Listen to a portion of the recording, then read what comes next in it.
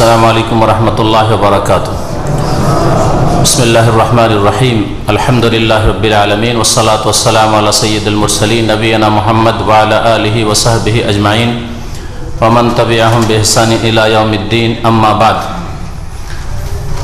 فقد قال المؤلف رحمه الله تعالى: وعن أبي حميد الساعدي رضي الله عنه قال: رأيت رسول الله صلى الله عليه وسلم إذا كبر جعل يديه حذو منكبيه وإذا ركع أمكن يديه من ركبتيه ثم حصر ظهره فإذا رفع رأسه استوى حتى يعود كل فقار مكانه فإذا سجد وضع يديه غير مفترش ولا قابضهما واستقبل بأطراف أصابع رجليه القبلة وإذا جلس في الركعتين جلس على رجله اليسرى ونصب اليمنى وإذا جلس في الركعة الأخيرة قدم رجله اليسرى ونصب الأخرى وقعد على مقعدته. رواه البخاري। হাদিস নম্বর 213। সম্মানিত ভাতৃমণ্ডলী, আল্লাহ পাক রব্বুল আলামিনের সমস্ত প্রশংসা, সালাত এবং সালাম নাযিল হোক নবী সাল্লাল্লাহু আলাইহি সাল্লামের উপর। আজকের আলোচ্য বিষয় হবে নামাজের শর্ত, রুকন এবং ওয়াজিব। একটি হাদিস এই মর্মে বুলুগুল মারাম থেকে ব্যাখ্যা করব, আর তারপরে নামাজ বা সালাতের বেশ কিছু শর্ত রয়েছে, শর্তগুলি কি কি, বেশ কিছু রুকন রয়েছে, রুকনগুলি কি কি, আর বেশ কিছু ওয়াজিবাত রয়েছে, সেগুলি কি।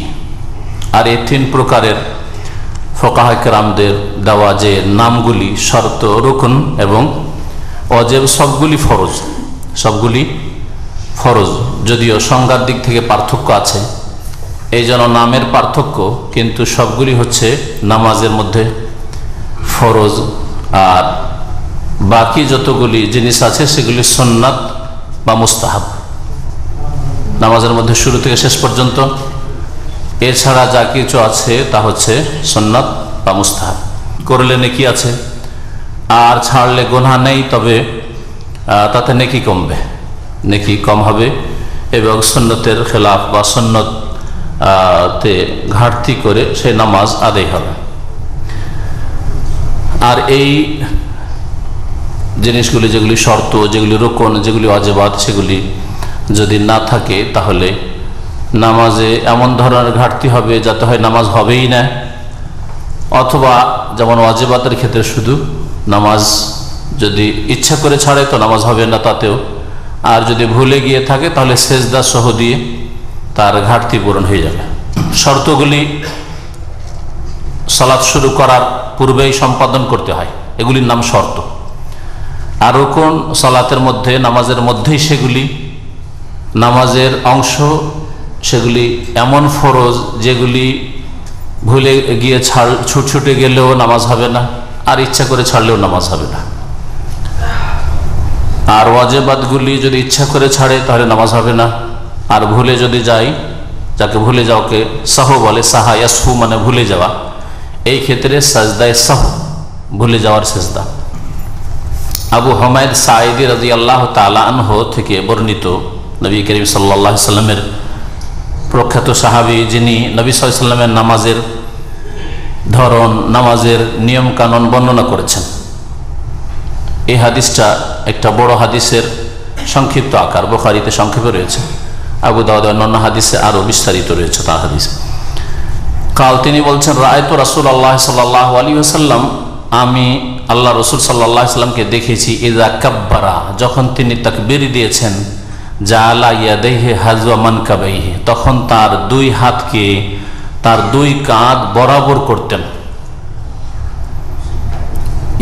ইয়াদাইহি মানে দুই হাত, ইয়াদুন মানে হাত, আর হাজওয়ান মানে বরাবর, হ্যাঁ, সমান করা, হাজা ইয়াহজু। আর মানকিব মানে হচ্ছে কাঁধ, কাঁধ কোনটা? হ্যাঁ, মানকিব, মানকিব। তো হাত কত দূর পর্যন্ত উঠাতেন? এত দূর উঠত যাতে এই কাঁধ পর্যন্ত পৌঁছে। এটা হচ্ছে সহিহ বুখারীর হাদিস। আর আরেকটি হাদিসে রয়েছে কানের লতি পর্যন্ত পৌঁছিত। এই দুটো নিয়ম নবী করিম সাল্লাল্লাহু আলাইহি ওয়াসাল্লাম থেকে প্রমাণিত। সুতরাং দুটোই জায়েজ। কানের লতি পর্যন্ত আপনার আঙ্গুলের শিরা পৌঁছিবে, এরকম আরেকটা নিয়ম। এর বেশি এইরকম করা সুন্নতের খেলাফ, ভুল। হ্যাঁ, কান ধরা এটাও ভুল, হ্যাঁ, এই করা এটাও ভুল, সবগুলি ভুল। হয় কাঁধ পর্যন্ত আল্লাহু আকবার, আর না হলে কাঁধের একটু ওপরে, হ্যাঁ, কানের লতি পর্যন্ত। এই যে নরম অংশটা, এটা শাহমা তো বুঝে নেই, হাদিস আছে শাহমা। শাহ মানে চর্বি হয়, শাহ মানে এখানে নরম গোস্তটা বোঝানো হয়েছে, যাতে হাড্ডি নেই। এই যে এই হাদিসে আবু হুমায়দ সাঈদী যে ধরনটা বর্ণনা করেছেন নবী সাল্লাল্লাহু আলাইহি ওয়াসাল্লাম, সেখানে কাঁধ পর্যন্ত উঠিয়েছেন। তো নবী করিম সাল্লাল্লাহু আলাইহি দুটোই জায়েজ, এই জন্য যে নবী সাল্লাল্লাহু আলাইহি ওয়াসাল্লাম কখনো কাঁধ পর্যন্ত উঠাতেন, যেটা সহিহ বুখারীতে আছে, আর কখনো কখনো কানের লতি পর্যন্ত, কানের ওপর ভাগ নয়, এই পর্যন্ত নয়, কানের লতি নিচের ভাগ পর্যন্ত, আর ছোঁয়ার কথা নেই, স্পর্শ করার কথা নেই, এভাবে উঠাতেন। আর হাত কিবলামুখী থাকত। সাধারণ যেমন হাত উঠে তেমন থাকবে, হাতে এইরকম ফাঁকও থাকবে না, আর একেবারে এইরকম করে চিপতে হবে, হ্যাঁ, কোনো ফাঁক রাখা যাবে না, এইরকম না। নর্মাল যেমন হাত উঠে সাধারণভাবে উঠলে একটু ফাঁক থাকতে পারে, তাতে কোনো অসুবিধা নেই। অঙ্গ প্রত্যঙ্গগুলি কিবলামুখী হওয়াটাই হচ্ছে বাঞ্ছনীয়। আপনার শরীর যেমন কিবলামুখী হবে, এই জন্য এইরকম নয়, এইরকম এইরকম।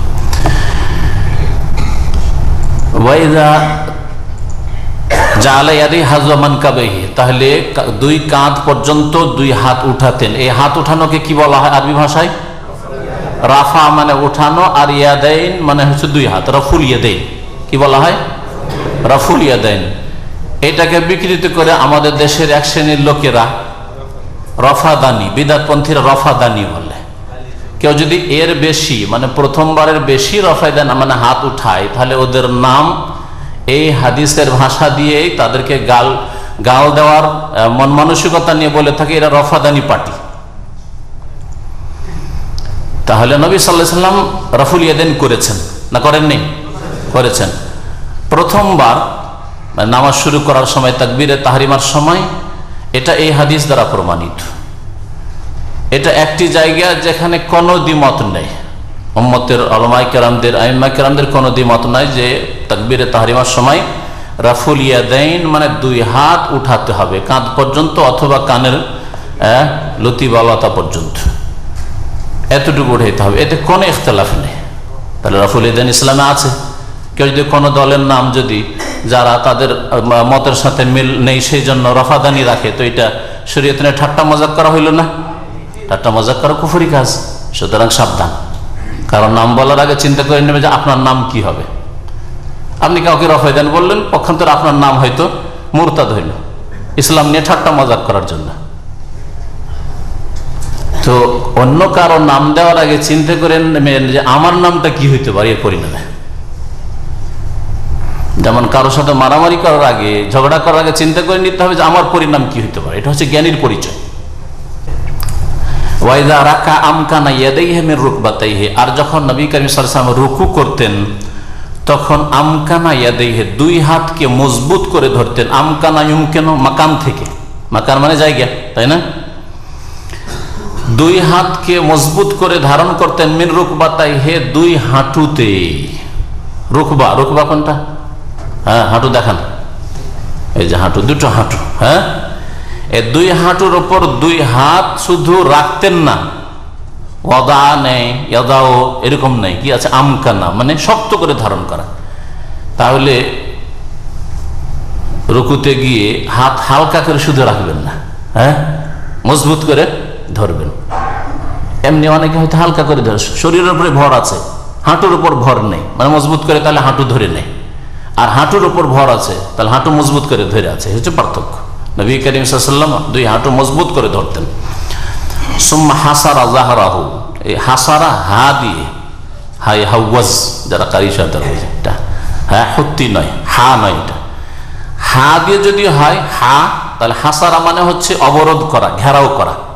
এখান থেকে হেসার, হেসার বলা অবরোধকে, আর এখানে হাসারা আছে হা। তো এই হাসারা মানে হচ্ছে হানা বা ইনহানা, ঝুঁকে যাওয়া, মুড়িয়ে নেওয়া। সুম্মা হাসারা যাও, তারপরে পিঠকে মড়িয়ে নিতেন, বাঁকা করতেন, সোজা দাঁড়িয়েছিলেন, রুকুতে গেলে তখন পিঠটা কি করতেন?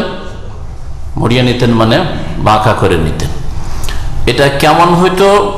এটা এমন ভাবে হইতে হবে, এটাই হচ্ছে সুন্নত, যে আপনার মাথা আর পিঠ বরাবর হবে, মাথা এইরকম ওঠা থাকবে না পিঠের চাইতে বেশি।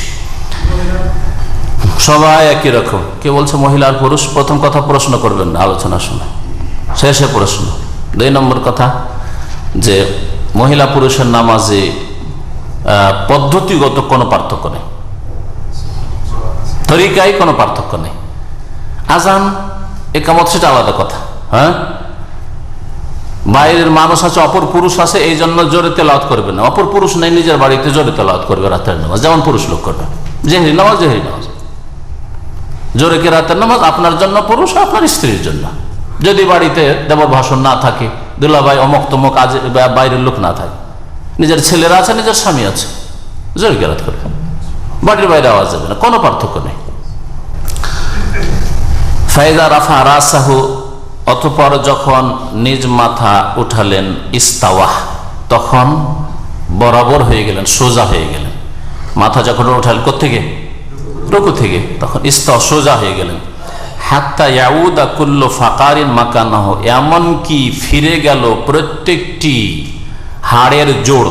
ফাকার মানে হচ্ছে হাড়ের জোড়গুলি। এই যে আপনার মেরুদণ্ডে যে হাড়ের জোড়গুলি আছে, দেখেন গিরে গিরে হয়ে আছে।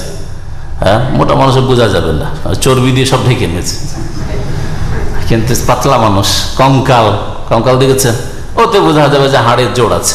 কতগুলি জোড় আছে দেখি? দুনিয়া সম্পর্কে আমার চেয়ে বেশি জানছেন কিনা আপনারা? গোটা শরীরে ওইটা। আর এটা হচ্ছে মেরুদণ্ডের জোড়, এইখান থেকে শুরু করে এই পিছন পাছার ওপর পর্যন্ত।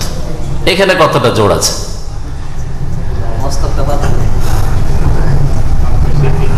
যেটাকে বলা হয় আল আমুদুল ফাকরি।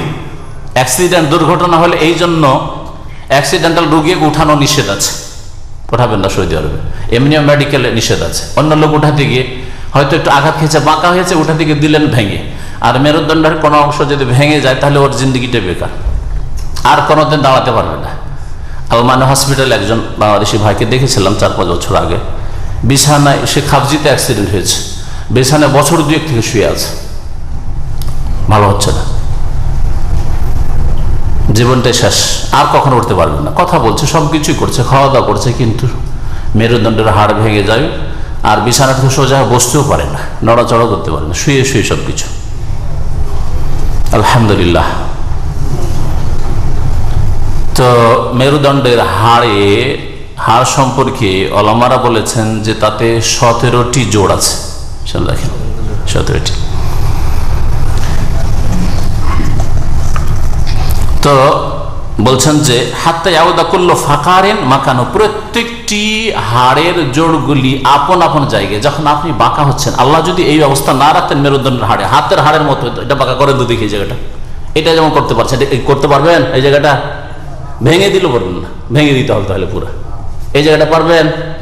হ্যাঁ, পারবেন না। টাকা আর আপনার হাঁটুর মাঝখানটা পারবেন যে একটু বাঁকা করবো? কোনো উপায় নেই। কিন্তু মেরুদণ্ড যেমন ভাবে রুকুতে যাচ্ছেন, সিজদায় যাচ্ছেন, পারছেন? হ্যাঁ, চেনের মতো হয়ে আছে, চেনের মতো হয়ে আছে। একেবারে বাঁকা করে মাথাটাকে নিচে নামিয়ে দিয়ে হাত বা মাথাকে পায়ের কাছে পৌঁছে দিতে পারছেন? পারছেন না? এক্সারসাইজ করতে গিয়ে অনেকে ইবাদতে তৌফিক হয় না, নামাজ পড়ে এক্সারসাইজ করা তৌফিক হয় না বেনামাজি মুসলমানদের। আর দিনে 1 ঘন্টা থেকে 2 ঘন্টা শরীরের হেফাজতের জন্য এক্সারসাইজ করছে। আর এই শরীর, যেই শরীরের হেফাজত করছে এক্সারসাইজ করে, জাহান্নামে জ্বলবে, এর কোনো পরোয়া নেই। 1 সেকেন্ডের জন্য আগুনে দেবে না, আর চিরকাল জাহান্নামে জ্বলবে বেনামাজি, তারপরে কোনো পরোয়া নেই। এই হলো মুসলমানদের জ্ঞানের অবস্থা। প্রত্যেকটি জোড় নিজ নিজ জায়গায় ফিরে যাওয়া পর্যন্ত নবী সাল্লাল্লাহু আলাইহি ওয়াসাল্লাম রুকু থেকে সিজদায় যান, তবে সোজা দাঁড়িয়েছেন। সোজা দাঁড়ালে এই যতগুলো বাঁকা হয়েছিল সবগুলি সোজা, তাহলে একটু দাঁড়িয়েছেন আর সিজদায় চলে গেলেন না, এটা চলবে না, সোজা হয়ে দাঁড়াইতে হবে। ফাইদা সাজাদা, অতঃপর যখন সিজদা করলেন, ওয়াদা ইয়াদাইহি, তখন 2 হাত রাখলেন। কোথায় রাখবেন? জমিনে রাখবেন, মাটিতে। গায়রা মুফতারিশিন ওয়ালা কাবেজেহেমা, বিছিয়েও নয়, ওয়ালা কাবেজেহেমা, আর দুটোকে গুটিও নয়। জি, তাহলে রাখার ধরনটা মুফতারিশ মানে এরকম বিছিয়ে নয়, কুকুরের মতো, বাঘের মতো, হ্যাঁ, পশুর মতো। হ্যাঁ, নবী করিম সাল্লাল্লাহু আলাইহি ওয়াসাল্লাম নামাজে কয়েক রকম পশুর চরিত্র থেকে নিষেধ করেছেন। ওটার মতো বসবে না, আর হিংস্র পশুর মতো তোমরা হাত বিছাবে না, এভাবে নামাজ পড়া জায়েজ নাই। নবী সাল্লাল্লাহু, এটা শুধু পুরুষদের জন্য নিষেধ করেছেন না সবাইকে বলেছেন? সকলকে বলেছেন। তাহলে এক শ্রেণীর মহিলারা আমাদের সমাজে যারা বিশেষ তরিকে নামাজ পড়ে নবীর তরিকা বাদ দিয়ে, তারা এইভাবে বসে না, এইভাবে সেজদা করে না। এটাকে পশুর মতো, বাঘের মতো, কুকুরের মতো, হিংস্র জন্তুর মতো বসা হয় না। ওয়ালা ইফতারিশু ইফতিরাশাস সাবঈ, সাবন মানে হিংস্র পশু, যেই পশু ফেড়ে খায়, ফেড়ে খায়। ওয়ালা ইফতারিশু আহাদুকুম, তোমাদের কেউ যেন হাত বিছিয়ে না সেজদা করে, ইফতিরাশাস সাবঈ, হিংস্র পশুর মতো করে। তাহলে যেই ব্যক্তি, পুরুষ হোক অথবা মহিলা, হাত বিছিয়ে সেজদা করে, সে নবী সাল্লাল্লাহু আলাইহি সাল্লামের নাফরমানি করলো, আর পশু, হিংস্র পশুর মতো করে নামাজে হাত বিছালো, যেটা নিষেধ করেছে নবী সাল্লাল্লাহু আলাইহি ওয়াসাল্লাম। সুতরাং আপনার স্ত্রীকে, আপনার বোনকে, আপনার মাকে ওইরকম নামাজ পড়তে দেবেন না, যাতে হিংস্র পশুর মতো করে নামাজ পড়ে, আর যা থেকে নবী সাল্লাল্লাহু আলাইহি সাল্লাম কঠোরভাবে নিষেধ করেছেন। নবী সাল্লাল্লাহু আলাইহি সাল্লামের আমল এটা, আর বচনও আছে, দুটোই। আমলে গায়রা মুফতারিশিন, হাত বিছিয়েও না, গায়ের মানে না, গায়ের মানে না নাই, জি। গায়রুল মাগদুব আলাইহিম ওয়ালাদ-দাল্লিন, আল্লাহ মাগদুব করিও না, গজব প্রাপ্ত নয় যেন না হই আমরা। ওয়ালা কাবেজেহমা, কাবাজা ইয়াকবেজু মানে সংকুচিত করা, গুটিয়ে নেওয়া। হ্যাঁ, যেমন এটা কাবাজা, এটা হচ্ছে কাবাজা। হ্যাঁ, ওয়ালা কাবেজেহমা, বিছাবেন না, আর এমন করে নেবেন না যেমন সেজদা করে দেখেন, এইরকম করে সেজদা না করে একেবারে লাগিয়ে নেওয়া। হ্যাঁ, এটা হলো সুন্নতি সেজদা, বিছিয়ে দেন হিংস্র পশুর মতো, এটাও চলবে না। আচ্ছা, গুটিয়ে নেন, বগলের আগে একবারে, হাত দুটোকে বগলে আরো সাঁটিয়ে একবারে এরকম। হ্যাঁ, না, এটা চলবে না, এই দুটো চলবে। এটা হচ্ছে কাবেজ। হ্যাঁ, হাত গুটিয়েও নেবেন না একবারে, আর বিছিয়েও দেবেন না, দুটো নিষেধ, খোলা থাকবে। ওয়াস্তাকবালা বিআতরাফি আসাবে রিজলাইহিল কিবলা, এবং নিজের দুই পায়ের আঙ্গুলগুলিকে কিবলামুখী করে দিলেন। দুই পায়ের আঙ্গুলগুলিকে তাহলে কি করতে হবে? কিবলামুখী করলে এইরকম হইতে হবে পায়ের আঙ্গুলগুলি, এইরকম না হয়, অনেকে সিজদা করে এরকম হবে মুড়িয়ে দিয়ে। তাহলে কোন দিকে গেছে? মুখ আঙ্গুলের পেছন দিকে চলে গেছে, কিবলার উল্টো দিকে চলে গেছে, এরকম হবে। জি, হ্যাঁ, সিজদায় যান। হ্যাঁ হ্যাঁ, কিবলার দিকে করে মুখ করে আছে আঙ্গুলগুলি, পক্ষান্তরে উল্টো, উল্টো যে, হ্যাঁ, এইরকম নয় যে উল্টে দিয়েছেন। জি। ওয়াইদা জালাসা ফির রাকাতাইনে, আর যখন 2 রাকাত সালাতে বসতেন, 2 রাকাত পড়ে বসতেন, 4 রাকাত বিশিষ্ট নামাজ বা 3 রাকাত বিশিষ্ট নামাজে যাতে 2 তাশাহুদ আছে, ওতে যখন বসতেন, জালাসা আলা রিজলিহিল ইউসরা, 2 রাকাতে যখন বসতেন, এখানে আউয়াল তাশাহুদ বলা হয়নি, এই জন্য এটা 3-4 রাকাত বিশিষ্ট নামাজ হোক, অথবা 2 রাকাত বিশিষ্ট ফজরের নামাজ হোক, সুন্নাত নামাজ হোক, শুনে রাখেন। যদিও মাসলা ইখতিলাফ আছে এগুলো মাসলায়, কেমন করে বসেন, বসার ধরনটা কেমন হবে। 2 রাকাত পরে যে আপনি তাশাহুদে বসলেন, তখন বসার নিয়মটা কি? জালাসা আলা রিজলিহিল ইউসরা, তখন নবী সাল্লাল্লাহু আলাইহি ওয়াসাল্লাম বসলেন বাম পায়ের ওপর ভর দিয়ে। রিজল মানে পা, আর ইউসরা মানে বাম, আইসার ওর মুয়ান্নাস হচ্ছে ইউসরা। ওয়া নাসাবাল ইউমনা, আইমান মানে ডান, আর ওর মুয়ান্নাস স্ত্রীলিঙ্গ হচ্ছে ইউমনা। ওয়া নাসাবাল ইউমনা, ডান পাকে খাড়া করলেন, দাঁড় করলেন। কেমন ভাবে একটু দেখান, বসেন।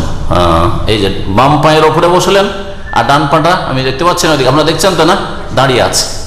ওয়া নাসাবাল ইউমনা, ডান পা দাঁড়িয়ে থাকবে। ওয়া কাদ, তারপরে বাকি কি আছে? ওয়াইদা জালাসা ফির রাকাতিল আখিরা, আর যখন বসলেন শেষ রাকাতে, শেষ রাকাতে, তাহলে 4 রাকাত বিশিষ্ট অথবা 3 রাকাত বিশিষ্ট নামাজ, আর শেষ রাকাতে বসলেন, শেষ তাশাহুদে, কাদ্দামা রিজলাহুল ইউসরা, তখন নিজের বাম পাকে এগিয়ে দিলেন, কাদ্দামা। ওয়া নাসাবাল উখরা, আর দ্বিতীয় যে পার্টি সেটাকে কি করলেন, দাঁড় করে দিলেন। ওয়া কাআদা আলা মাকআদাতিহি, আর বসে গেলেন তার নিতম্বের উপর। মাকআদা মানে বসার স্থান, মানে পাছা, সহজ ভাষায়। কাদা ইয়াকুদ মানে হচ্ছে বসা, আর যা দিয়ে বসে ওটা হচ্ছে মাকাদ, বসার স্থান মানে পাছা, নিতম্ব। ওয়া কাদা আলা মাকআদাতিহি, আর নিজের নিতম্বের উপরে বসলেন। আখরাজাহুল বুখারী, হাদিসটি ইমাম বুখারী রাহমাতুল্লাহ আলাইহি বর্ণনা করেছেন। এটার ধরন দেখান। কদ্দম, হ্যাঁ, তাওয়াররুক করে, তাওয়াররুক করে দেখান, চেষ্টা সহজে বসার। এই যে কাদ্দামা, বাড়িয়ে দিলেন, ওই কাদ্দামা, কাদ্দামা বাড়িয়ে দাও, বাড়িয়ে দেওয়ার অর্থ করে কাদ্দামা রিজলাহুল ইউসরা, বাম পা কি করে দিলেন, বাড়িয়ে দিলেন ওই ভেতর দিয়ে, ওইদিকে চলে গেছে না ডান দিকে, দেখছেন না? আচ্ছা। ওয়া নাসাবাল উখরা, আর এক পা দাঁড়িয়ে আছে, ওইটা পা দাঁড়িয়ে আছে না, ডান পা দাঁড়িয়ে আছে, তাহলে বাম পাকে ঢুকিয়ে দিলেন, দিয়ে ডান দিকে বের করে দিলেন। হ্যাঁ, আর কি করলেন, ডান পাকে খাড়া করলেন, নাসাবায়ান সমানে খাড়া করা। হ্যাঁ, ওয়া কাদ আলামা কাদ, আর বসলেন নিতম্বের ওপর। তাই জমিনের ওপর নিতম্বটা রেখে দিতে হবে, এর নাম হচ্ছে তাওয়াররুক করা। ওয়ারেকুন মানে নিতম্ব, আর তাওয়াররুক মানে নিতম্বে ও জমিনে লাগিয়ে বসা। অন্য হাদিসে রয়েছে তাওয়াররাকা, হ্যাঁ, মানে নিতম্বের উপরে বসলেন। এটা পুরুষ নারী সবার জন্য। পক্ষান্তরে আমাদের দেশের মযহাবী নামাজ হচ্ছে যে মহিলারা প্রথম তাশাহুদ হোক আর দ্বিতীয় তাশাহুদ হোক, মহিলারা কি করবে, এই নিতম্বের উপর বসবে, আর পুরুষরা, হ্যাঁ, পুরুষদেরকে এই হাদিস মানেনি। তারা বলছে যে প্রথম তাশাহুদ হোক আর দ্বিতীয় তাশাহুদ হোক, ওই আগের মতো করে বসতে হবে। কেমন, ইফতিরাশ করে, হ্যাঁ, বাম পাটা বিছিয়ে বাম পায়ের উপরে বসতে হবে। এটা পুরুষের ধরন। আর মহিলার ধরনটা হচ্ছে, মহিলার ধরনটা দেখান, হ্যাঁ, এইরকম সব সময় না, ওরা শেষ তাশাহুদের না, ওদের আউয়াল সানি সব একই রকম, ভাগাভাগি করে নিয়েছে, তোমরা এটা নাও মহিলারা, আমরা পুরুষটা এটা দিলাম, হাদিস থেকে নেব না। বুঝতে পেরেছেন? না, এইরকম নামাজ না। নবী কারীম সাল্লাল্লাহু আলাইহি ওয়াসাল্লাম সাল্লু কামা রাআইতুমুনি ওয়াসাল্লি, তোমরা সালাত আদায় করো, নামাজ পড়ো যেমন আমাকে নামাজ পড়তে দেখলে। নবী কারীম সাল্লাল্লাহু আলাইহি ওয়াসাল্লাম এরকম নামাজ পড়েছেন। আর এই সম্বোধন পুরুষকেও করেছেন, মহিলাকেও করেছেন। যেমন আবু বকর করেছেন, আবু বকর মেয়ে আয়েশাকে করেছেন। যেমন ওমরকে করেছেন, তেমন হাফসাকে করেছেন। সাল্লু কামা রাআইতুমুনি ওয়াসাল্লি, যেমন আমাকে নামাজ পড়তে দেখলে তেমন নামাজ পড়ো। যদি পার্থক্য থাকতো তো নবী করিম সাল্লাল্লাহু আলাইহি ওয়াসাল্লাম কখনো অস্পষ্ট অসম্পূর্ণ কথা বলেননি, আর বলবেন না, কখনো না। আমরা মানুষকে বোঝানোর চেষ্টা করি যাতে আমাদের কথা থেকে ভুল না বুঝে, তো রাসূলুল্লাহ সাল্লাল্লাহু আলাইহি ওয়াসাল্লাম এমন কথা, অস্পষ্ট কথা বলেছেন যে ভুল বুঝে মানুষ। মহিলা পুরুষের পার্থক্য আছে, অথচ ক্লিয়ার বলে যাবেন না। দিনে রাতে 5 বার করে আদায় করতে হয় মহিলাকে পুরুষকে, আর কথাটা ক্লিয়ার করে যাবেন না যে সাল্লু আইয়ুহার রিজাল, পুরুষরা তোমরা আমার মতো নামাজ পড়ো, আইয়ুহান নিসা, তোমরা নামাজ পড়ো আমার স্ত্রীদের মতো। একটা কথা বলতেন না নবী করিম সাল্লাল্লাহু আলাইহি ওয়াসাল্লাম, যদি শরীয়তে এই পার্থক্য থাকতো। সুতরাং ভালো করে দিল খুলি আল্লাহর রাস্তায় হাদিস থেকে নামাজ নেন। আমরা বিবির নামাজটা যাতে কবুল হয়, আপনার মা বোনের নামাজটা যাতে কবুল হয়। কারণ মান আমিলা আমালান লাইসা আলাইহি আমরুনা ফাহুয়া রাদ্দুন, কেউ যদি এমন আমল করে, নামাজ কি বেনামাজি নয়, আপনার স্ত্রী, আপনার মা বোনেরা, কিন্তু লাইসা আলাইহি আমরুনা, আমার তরিকা মোতাবেক হইল না, ফাহুয়া রাদ্দুন, সেটা প্রত্যাখ্যাত, রিজেক্টেড, আল্লাহ পাক কবুল করবেন না, মকবুল হবে না, মরদুদ হয়ে যাবে। সাবধান হয়ে যান আল্লাহর রাস্তায়। এই জন্য দিল খুলেন। আর আজকে যদি বিশ্বাস না হয় তো আর একটু পড়াশোনা করেন, আর একটু গভীরে যান। এখন হাদিস, সহি হাদিস চর্চা করেন, বুখারী থেকে শুরু করেন, মুসলিমে দেখেন সহি নামাজ কি আছে, রাসূলুল্লাহ সাল্লাল্লাহু আলাইহি ওয়াসাল্লাম নামাজ কি আছে। 6টি প্রসিদ্ধ কিতাব, বুখারী, মুসলিম, আবু দাউদ, নাসাই, তিরমিজি, ইবনে মাজাহ, এগুলোতে নারী পুরুষের নামাজের কোনো পার্থক্য নেই। আর আপনি জয়ীফ জাল নিয়ে আসার পরে আগে আপনি আপনার কিবলা নির্ধারণ করেছেন, কিবলা এইদিকে, তারপরে আপনি তার জন্য প্রমাণ পেশ করার চেষ্টা, যুক্তি পেশ করবেন, না না না এইদিকে হবে, আমাকে এইদিকে লাগছে, হ্যাঁ, এটা চলবে না। প্রথম কিবলা নির্ধারণ করলে হবে না, প্রথম আপনাকে জানতে হবে, তারপর কিবলা নির্ধারণ করতে হবে। আগে না জেনে বললেন এইদিকে পশ্চিম না, এইদিকে কাবা আছে, বললে চলবে না। ওই রকমই আগে থেকে সিদ্ধান্ত নিলেন নারী পুরুষের নামাজের পার্থক্য করব, তারপরে দলিল খুঁজো। এটা হচ্ছে মাযহাবধারীদের তরিকা। আর কোরআন হাদিসের অনুসারীদের তরিকা হচ্ছে যে প্রথমে কোরআন হাদিস মানব, তারপর দেখো মাযহাবের ফতোয়া, যেই ফতোয়াটা কোরআন হাদিসের অনুকূলে সেটা নেব, আর বাকিগুলোকে মাস সালামা তা ওইগুলোকে ছেড়ে দিতে বলেছেন আইম্মায়ে কেরামগণ, ছেড়ে দেব। এই একটি হাদিস, যাতে সংক্ষেপে নামাজের বেশ কিছু তরিকা বর্ণনা করা হয়েছে। এর সাথে এখন আজকের যেটা আসল বিষয়বস্তু, কারণ বাইরে থেকে অনেক ভাইরাই বোনেরা অনুরোধ করেছেন যে নামাজের শর্ত, রুকুন আর ওয়াজিব এগুলি জানার জন্য, তো এগুলি আলোচনা করে দিই, আর তারপরে বাকি হাদিসগুলো ইনশাআল্লাহ আগামী সপ্তাহগুলিতে আসবে, যাতে নামাজের মধ্যে আরও যেসব বিষয়গুলি সবগুলি আসবে। নামাজের অধিকাংশ বিষয় এখন আলোচনায় আসেনি, তাশাহুদ আসেনি, দরুদ আসেনি, সানা আসেনি, কোন সানা পড়বেন, জায় নামাজের দোয়া আছে কি নাই, এগুলি আসেনি, সবগুলি আসবে ইনশাআল্লাহ তাআলা। নামাজের শর্ত কয়টি? 9টি। প্রথম শর্ত মুসলমান হওয়া। যে কোনো ইবাদত বন্দেগী করার জন্য প্রথম শর্ত হচ্ছে মুসলিম হওয়া, ইসলাম। প্রথম মুসলিম হইতে হবে, আকীদায়, ইবাদতে, আল্লাহর দিন কবুল, নবীর অনুসরণে, আল্লাহর আনুগত্যে, রাসূলের আনুগত্যে আমি মুসলিম, আত্মসমর্পণকারী, আল্লাহর দিনে কোরআন হাদিসে যা আসবে মানি। ইসলামকে যাতে নষ্ট না করেন মুসলিম জন্মসূত্রে, আর ইসলামকে নষ্ট করেন শিরক কুফরি করে। কেউ নাস্তিকতা দিয়ে নষ্ট করেছে, কেউ নষ্ট করেছে কবর মাজারে সিজদা করে, বালা মুসিবত আসলো, ছেলে মেয়ে হয় না, মাজারে চলে গেল, খাসি দিয়ে আসলো, একটা ছেলে হলো তো আমরা এটা বাবার দান, আমার 88 বাবা দিয়েছে, তাহলে তার মধ্যে ইসলাম নেই, ইসলাম নষ্ট করেছে, নিজের ইসলাম নিজে নষ্ট করেছে। তো প্রথম ইসলাম আপনার মধ্যে থাকতে হবে, তারপরে নামাজ কবুল হবে, তারপর নামাজ শুদ্ধ হবে। শিরক কুফরি অবস্থা, একটা লোক নাস্তিক, আল্লাহ পরকালে বিশ্বাস করে না, কিন্তু দুনিয়ার কোনো ঘরে, যে কোনো ঘরে যে হোক, বা লোকজন সবাই নামাজ পড়ছে, আমি একা কেন বাইরে বসে থাকি, কারণ একটা অনুষ্ঠানে এসেছি মুসলিমদের, সেটা ওতেই লেগে যায়, মন্দিরেও লাগলো, মসজিদেও লাগলো, নামাজ কবুল হবে? কারণ অন্তরে তার ইসলাম নেই, আল্লাহ পরকালে।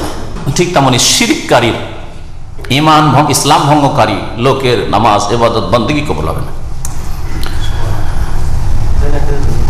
আল্লাহ পাক বলেছেন, লাইন আশরাকতা লায়াহবাতান্না আমালুক। হে নবী, তোমাকেও বলেছি, তোমার পূর্বের সমস্ত নবীকে বলেছি, তুমি যদি শিরক করো তোমার আমল ধ্বংস হয়ে যাবে। তাহলে আমল কবুল হবে না যদি ইসলাম না থাকে। ফালা ইয়াকবালুল্লাহু সালাতা মিন কাফির, সুতরাং কাফিরের নামাজ আল্লাহ কবুল করবেন না। ওয়ালাউ আতা শাখসুন ইউসাল্লি ওয়া হুয়া গায়রু মুসলিম, অমুসলিম। জুমার দিনে অনেকে এই মার্কেট এরিয়াতে বেড়াতে চলে আসে কোম্পানি থেকে, আসার পরে দেখলো বাইরে দাঁড়িয়ে থাকবো, সাথী সঙ্গী সব মুসলিম, মসজিদে ঢুকলো, আমিও নামাজ পড়িনি, হ্যাঁ হবে নামাজ? রোজা কবুল হবে? আজকে থেকে 8-10 বছর আগে আমাদের অনেক ভাইরা আছেন পুরাতন, তারা হয়তো দেখেছেন, চিটাগাঙ্গের একটা খ্রিস্টান ছেলে আসতো, শুধু আসতোই না, ইসলামিক সেন্টারে নিয়মিত আমার এখানে আলোচনায় বসতো, কিন্তু আল্লাহ ইমানের তৌফিক দেয়নি, আল্লাহ পাকের ইচ্ছা। নবীর ঘনিষ্ঠ থেকে নবীর চাচা আবু তালেব হেদায়েত হয়নি, তাই না? তো এই চিটাগাঙ্গে এই লোকটি খ্রিস্টান আসতো, জুমার দিনে রোজা রাখতো, রোজার অবস্থায় সকলে আলোচনার পরে খানা খেত, ও খাবার খেত না। একদিন জিজ্ঞেস করলাম, কি ব্যাপার, খানা সবাই খাচ্ছে, আপনি খান? আমি রোজায় আছি। রোজার আগে তো ইসলামটা কবুল করতে হবে, রোজা রাখতো। আচ্ছা, ছাত্রদেরকে এলাকা থেকে, ক্যাম্প থেকে আসতো, আল্লাহর দিকে থাকতো, ওখান থেকে আসতো, উৎসাহিত করে মুসলিম ছেলেদেরকে বলতো যে শাইখের আলোচনা শুনতে আমি যাই, তোমরা কেন যাও না? নিয়ে আসতো। আল্লাহ যেন হেদায়েত করে, যদি বেঁচে থাকে। তো রোজা কবুল হবে? কবুল হবে না।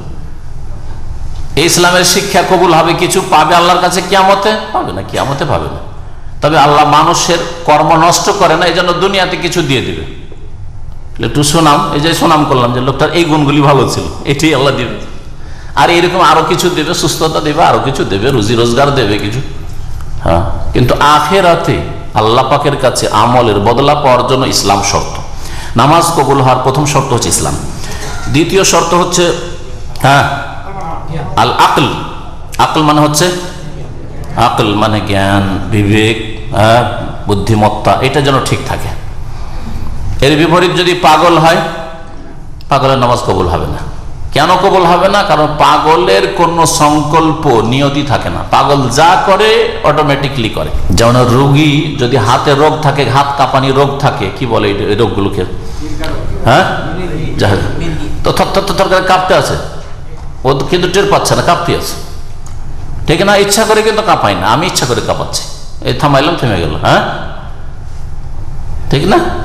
কিন্তু যার রোগ আছে এই কাঁপার রোগ, সে এমনিতে কাঁপছে। ঠিক তেমনি পাগল যা কিছু করে এমনিতেই করে, ও নিয়ত উদ্দেশ্য করে করে না, আর আমলের জন্য নিয়ত শর্ত। সুতরাং পাগলের কোনো ইবাদত বন্দেগী কবুল হবে না, শুদ্ধ হবে না, তার উপর ফরজও নাই, ফরজ নেই। কাফের উপর ইবাদত ফরজ, কিন্তু ইবাদতে প্রথম ইন্টার করতে হবে, দাখিল হইতে হবে ইসলাম দিয়ে, আগে নামাজে প্রবেশ করলে হবে না। আল্লাহ পাক কিয়ামতের দিন জিজ্ঞাসা করবে কাফেরকে, যেন কালেমা শাহাদাত সম্পর্কে জিজ্ঞাসা করা হবে, আল্লাহ পরকালের প্রতি ঈমান সম্পর্কে জিজ্ঞাসা করা হবে, নামাজ সম্পর্কে জিজ্ঞাসা করা হবে, অন্যান্য পাপ জীবন তারও শাস্তি পাবে, জিজ্ঞাসা করা হবে।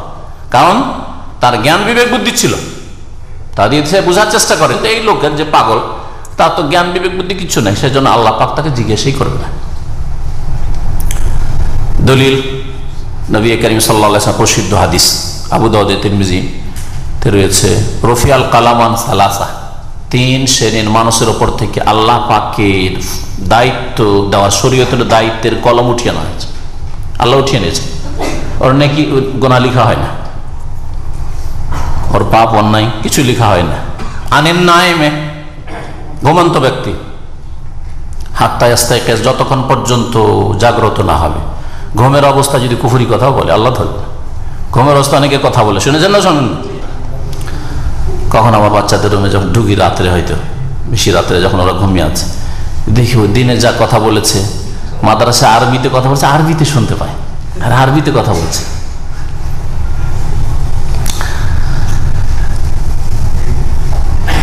ধরবে না, ভালো মন্দ ঘুমের অবস্থায় কি বললো না বললো আর কি করলো না করলো আল্লাহ ধরবে না, যতক্ষণ জেগে না যাবে। হ্যাঁ, জেগে যাওয়ার পরে, হ্যাঁ, আর ঘুমের অবস্থায় কাপড় খুলে গেছে, আল্লাহ ধরবে যে তুই উলঙ্গ কেন? অনেকের হয় কিন্তু। আর ভালো করে শুনে রাখেন, যেসব যুবকদের, যেসব লোকদের হয়, তাদেরকে বলছি যে লুঙ্গি পরে শুলে লুঙ্গি বেঁধে রাখেন, আর না হলে প্যান্ট পরেন, পায়জামা পরেন, ঠিক আছে? মাদ্রাসায়, আমরা মাদ্রাসার হোস্টেলে 12-13 বছর থেকে থাকতে লেগেছি, বয়সে 13 বছর বয়সে মাদ্রাসা হোস্টেলে।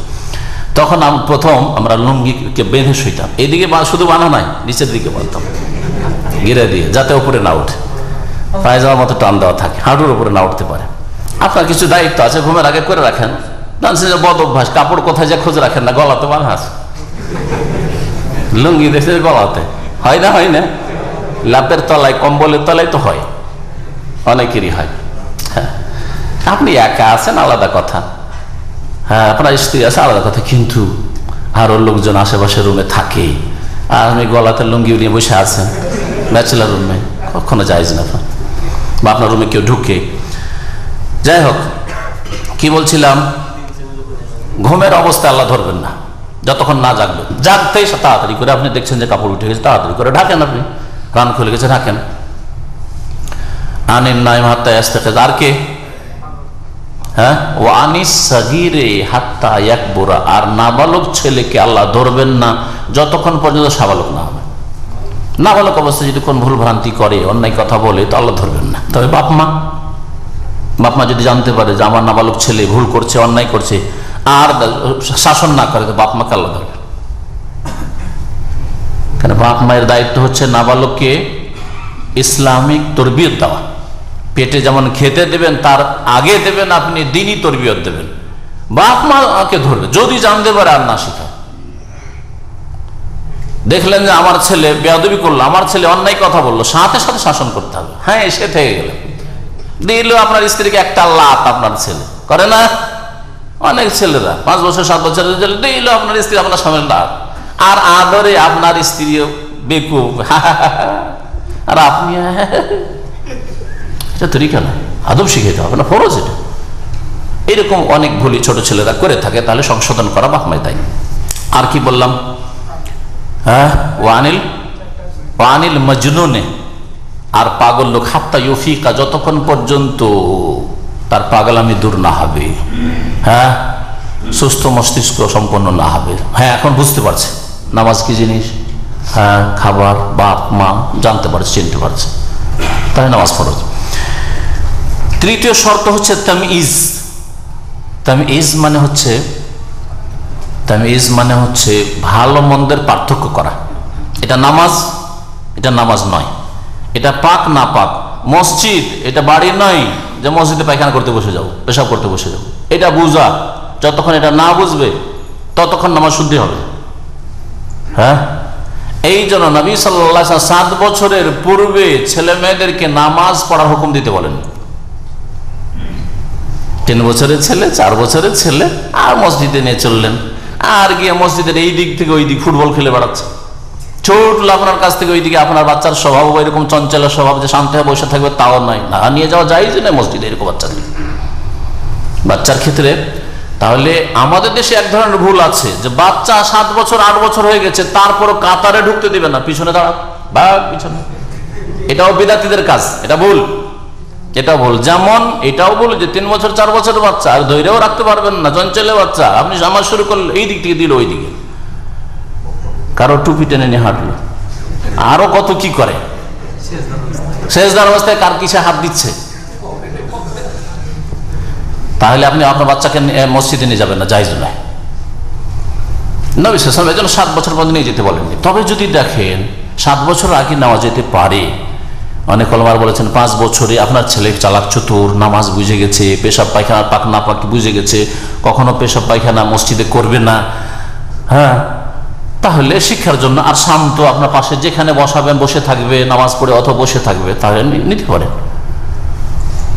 রাসূলুল্লাহ সাল্লাল্লাহু আলাইহি ওয়াসাল্লামের এক সাহাবী মাহমুদ রাদিয়াল্লাহু তাআলা আনহু, মাহমুদ বিন রবি, তিনি বর্ণনা করছেন যে আমি নবী সাল্লাল্লাহু আলাইহি ওয়াসাল্লাম আমার চেহারায় কুলি করেছিলেন, আমার মনে আছে।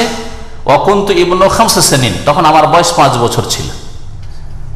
5 বছরে রাসূলুল্লাহ সাল্লাল্লাহু আলাইহি ওয়াসাল্লাম কুলি করে বা উযু করে রসিকতা করে তার চেহারাতে কুলি করেছিলেন, পানি ছিটিয়েছিলেন, ওটা তার মনে আছে। এই হাদিস থেকে উলামায়ে কেরাম, মুহাদ্দিসিনরা, ফুকাহারা ইস্তেদলাল করেছেন, দলিল পেশ করেছেন যে 5 বছরের ছেলে যদি কোনো কিছু বর্ণনা করে ধর্মের ক্ষেত্রে কবুল করা যাবে। ওই সাহাবীর এই হাদিস কবুল করলেন না করলেন না? নাবালক বলে উড়িয়ে তো দিলেন না। তাহলে কেউ যদি কোনো বড় মানুষ রসিকতা করে যদি ছোটদের আদর করতে গিয়ে পানি কুলি করে তাহলে জায়েজ, নবী সাল্লাল্লাহু আলাইহি ওয়াসাল্লাম করেছেন। এই মাসলা জানলাম 5 বছরের ছেলের হাদিস থেকে, 5 বছরের ছেলের বর্ণিত হাদিস থেকে বোঝা গেছে। তাহলে 5 বছর, 3 বছর 4 বছর ছেলে অনেক সময় বুঝে না, 2 বছর 2.5 বছর 3 বছরের ছেলে পেশাব পায়খানা বুঝে না, মসজিদ বুঝে না, কিন্তু 5 বছর ছেলে অনেক সময় বুঝতে পারে। তারপরেও বলবো যে প্রয়োজন নেই, আপনি 7 বছরে নিয়ে যান। কারণ রাসূলুল্লাহ সাল্লাল্লাহু আলাইহি ওয়াসাল্লাম বলেছেন মুরু আওলাদাকুম বিসসালাতি ইযা বালাগু 7 সিনিন ওয়া হুম আবনাউ 7 সিনিন, 2 রকম করে হাদিস রয়েছে। তাহলে যেন বুঝতে পারে, ভালো মন্দর জ্ঞান আছে তার। 4 নম্বর শর্ত হচ্ছে রাফুল হাদাস, নাপাকি দূর করা। বড় নাপাকি থাকলে গোসল করে নেওয়া, আর যদি ছোট নাপাকি থাকে, উযু না থাকে, তাহলে উযু, রাফুল হাদাস, তাহারাত, হাদাস আকবার হাদাস আসগার দুটো দূর করা। আচ্ছা, 5 নম্বর শর্ত হচ্ছে শরীরে গায়ে অথবা কাপড়ে অথবা নামাজের স্থান যায় নামাজি হোক অথবা মাটিতে হোক, যদি দেখেন যে কোনো নাপাকি আছে, দেখতে পাচ্ছি পেশাব পায়খানা লেগে আছে, নাজাসাত দূর করা, নাপাকি দূর করতে হবে নিজের কাপড় থেকে, আর কি বললাম, নিজের দেহ থেকে, আর যেই জায়গায় নামাজ পড়ছে নামাজের জায়গা থেকে। 6 নম্বর শর্ত হচ্ছে লজ্জা স্থান আবৃত করা, সাতরুল আওরা। নামাজের জন্য শর্ত হচ্ছে লজ্জা স্থান ঢাকা। লজ্জা স্থান পুরুষের কতটুকু? নাভি থেকে নিয়ে হাঁটু পর্যন্ত। হাঁটুর ওপরে নামাজে কাপড় উঠবে না, হাঁটু ঢাকা থাকবে, হাঁটু সহ, আর নাভির নিচে নামবে না। হ্যাঁ, কিছু লোকের আছে নাভির নিচে কাপড় নেমে যায়, পেট বড়, হ্যাঁ, সাবধান, শক্ত করে বাঁধেন।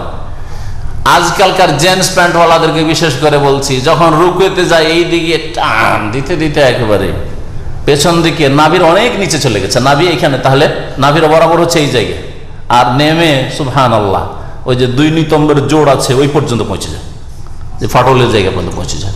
তাহলে এইভাবে নামাজ পড়া যায়। এইদিকে শার্ট, এত মানে শর্ট শার্ট পরছে, জামা যে ওপর দিকে উঠে যাচ্ছে, আর এইদিকে প্যান্টটা টান দিচ্ছে নিচের দিকে, মাঝখানে ফাঁক হয়ে গেল, কিছুই নেই, গেঞ্জি উঠে গেছে, তার ঢাকা নেই ওই জায়গাটুকু, নামাজ ফাঁসেদ হয়ে যাবে, এই অবস্থায় নামাজ হবে না। অনেক লোককে দেখবেন তাহলে তাদের নামাজ হয় না, জামা উপর দিকে উঠে গেছে আর প্যান্ট নিচের দিকে নেমে গেছে, মধ্যখানে ফাঁক হয়ে গেছে, চামড়া দেখা যাচ্ছে, আর সেটা নাভির নিচের স্থান পেছন দিক থেকে, তাহলে নামাজ হবে না। নামাজের জন্য লজ্জাস্থান আবৃত করা উজুর জন্য শর্ত হইল, উজুর জন্য না নামাজের? নামাজ, তাহলে নামাজের আগে হাঁটু পর্যন্ত ঢাকলে হবে। আচ্ছা, কাঁধও ঢাকতে হবে তার সাথে নামাজের জন্য, কারণ নবী সাল্লাল্লাহু আলাইহি ওয়াসাল্লাম বলেছেন, সহিহ বুখারীতে হাদিস রয়েছে যে লা ইউসাল্লি আহাদুকুম ফিস সাওবিল ওয়াহিদ, কোন মানুষ যেন একটা কাপড়ে নামাজ না পড়ে, এমন একটা কাপড় লাইসা আলা আতিকিহি মিনহু শাই, যাতে কাঁধের ওপর কিছু নেই। হ্যাঁ, এক কাপড়ে যদি নামাজ পড়েন তো এখান থেকে বেঁধে নেন আর নিচে হাঁটু পর্যন্ত ঢেকে নেন, অসুবিধা নেই, এক কাপড়ে নামাজ পড়েন। গরিবী আমলে একটা কাপড় এরকম ছিল, সাহাবায়ে কেরাম আমলে এইভাবে নামাজ পড়তেন। ছোট বাচ্চাদের যেমন আমরা ছোট ছিলাম, চাদর বেঁধে দেওয়া হইতো, তখনকার যুগে সোয়েটার আর জ্যাকেট ছিল না, এখানে বেঁধে দেওয়া হইতো, এইখান পর্যন্ত ঢাকা শীতের দিনে। তো এক কাপড়ও হইতে পারে, কিন্তু এইভাবে ঢাকতে হবে।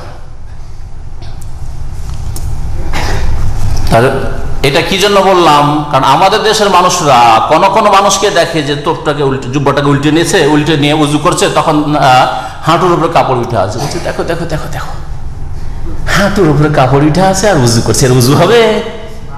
বলে যে বলছে সে মূর্খ। যে হাঁটুর উপরে উঠিয়ে উজু করছে তার চাইতে বড় মূর্খই। হাঁটুর উপরে কাপড় উঠালে বড় হারাম করলো না। লজ্জা স্থান দুই ভাগে বিভক্ত, একটা হচ্ছে সাউ আতাইন, সামনে এবং পাছা, যেটা একবারে আওরাতে গালিজা। সামনের দিকে লজ্জা স্থান আপনার হাফ প্যান্টের জায়গাটুকু, কথা বুঝতে পেরেছেন? সাউ আতাইন মানে সামনের দিকে এবং পেছন দিকে একেবারে পেশাব পায়খানার স্থান, আরো সহ ক্লিয়ার ভাষায় এইটা এক ঢাকা একেবারে ফরজ। আর রানের কিছু অংশ কখনো কখনো খোলা জায়েজ আছে না? নাই? আস্তে করে বলছেন। নবী করিম সাল্লাল্লাহু আলাইহি ওয়াসাল্লাম বসেছিলেন একটু রান খুলে, আর আবু বকর ঢুকলেন। হাদিস মনে আছে কারো? কোন বান্দা জানা থাকলে বলবেন যে আছে। হ্যাঁ আছে, জানা আছে। খোলাই থাকলো। ওমর ঢুকলেন, খোলাই থাকলো। উসমান যখন ঢুকলেন তখন লজ্জায় ঢেকে ফেলেন, কারণ উসমান এত লজ্জাশীল নাজুক মানুষ ছিলেন যে যদি একটু রান খোলা থাকে, হাঁটু খোলা আছে, টান দিবে আর বসবে লজ্জাতে। বুঝতে পেরেছেন? অনেকে আছেন এরকম, অনেকে এত নাজুক লোক আছেন, যদি দেখেন যে সে মাথায় টুপি টুপি না, এখন হয়তো কাপড় বদলাচ্ছে, ও টান দিবে, দিবে না? কিন্তু অনেকে আছে যে না, অসুবিধা নেই, ঠিক না? এর মানে কি? আবু বকরের সামনে যেটা জায়েজ হলো, উমরের সামনে যেটা জায়েজ হলো, শরীয়তে জায়েজ কিনা না ফরজ? তাহলে বোঝা গেল যে রানের কিছু অংশ পর্যন্ত খুললে কোনো দোষ নেই, যদিও ঢাকাটাই ভালো, ঢাকায় উচিত, ওটাও লজ্জা স্থানের একটা অংশ, কিন্তু ওই রকম ফরজ নয় যেমন পেশাব পায়খানার স্থান ঢাকা ফরজ। হ্যাঁ, আমাদের দেশের চাষিরা আপনারা কি বলেন, কাপড় যে ষাটের লুঙ্গিকে নেংটি এখানে বাঁধে, ঘুষা ঢুকায়, কাঁচা বাঁধা, তাহলে তো খুব বড় হারাম কাজ করে না, একবার কবিরা গুনাহ করে। তার শরীয়ত বুঝতে হবে, বলবো না করতে, বলছে না যে এরকম করুক। তারপরে আমাদের দেশে যখন মেঘ বৃষ্টি হয়, কাদাতে হাঁটে, তখন লুঙ্গিটাকে উল্টে এখানে বাঁধে না, তখন আপনার রান উঠে ওঠা কিছু যায় না। কিন্তু যদি কোনো আরবি যদি জুব্বাটাকে উল্টে যদি উজু করে, আর মহা অপরাধ করে দিল, সুবহানাল্লাহ, নিজের দোষ কোথায় গেল? নিজেদের দোষগুলো কোথায় গেল? তো কথা হচ্ছে যে লজ্জা স্থান হাঁটু পর্যন্ত ঢাকা থাকতে হবে, এটা নামাজের জন্য শর্ত, এটা উজুর জন্য শর্ত নাই। তাহলে উজুর জন্য গায়ে কাপড় থাকার কোনো শর্ত নেই। কেউ যদি বলে যে উজুর সময় গায়ে কাপড় থাকতে হবে, তো গোসলের সময় গায়ে কাপড় থাকতে হবে। গোসল যদি শরীর থেকে কাপড় দূর করে জায়েজ হয়, উলঙ্গ অবস্থায় জায়েজ হয়, তো উজুও জায়েজ। শুনে রাখেন ভালো করে, কারণ উজু ও তাহারাত, গোসল ও তাহারাত। গোসল বড় পবিত্রতা, উজু হচ্ছে ছোট পবিত্রতা। বুঝছেন আমার কথা না? বুঝছেন না? হ্যাঁ, কারণ এখন মগজের ধুলাই হচ্ছে, ভুলগুলি দূর হচ্ছে, সুতরাং একটু ঘষা দেওয়া দরকার আছে। হ্যাঁ, ময়লা আবর্জনা পড়ে আছে, তো ওর জন্য একটু বেশি ঘষা দিতে হচ্ছে। এর জন্য বলছি যে বুঝছেন কিনা, নাকি আশ্চর্য হচ্ছেন যে কি রে শুনছি রে, হ্যাঁ কি আশ্চর্য কথা শুনছি? না, কোরআন এবং হাদিসের কথা। শর্ত যখন নামাজের জন্য, তাহলে বোঝা গেল তার আগে উজুর জন্য শর্ত নয় লজ্জা স্থান ঢাকা। 7 নম্বর শর্ত হচ্ছে ওয়াক্ত প্রবেশ করা। নামাজের ওয়াক্ত না হলে নামাজ পড়া যাবে না। সকাল 10টায় জোহর পড়ে বসে আছেন, চলবে না। হ্যাঁ, মাগরিব পড়ে বসে আছেন আগে, হ্যাঁ হবে না। সফরে কিছু জমা করা মাসলা আছে, মাগরিব এসে একসাথে জমা করা যেতে পারে, আর জোহর আসর জমা করা যেতে পারে। ফজরকে রাত 3টায় পড়ে নিলেন আগে, শুভ সাদিকের আগে, চলবে? চলবে না। সময় হওয়া।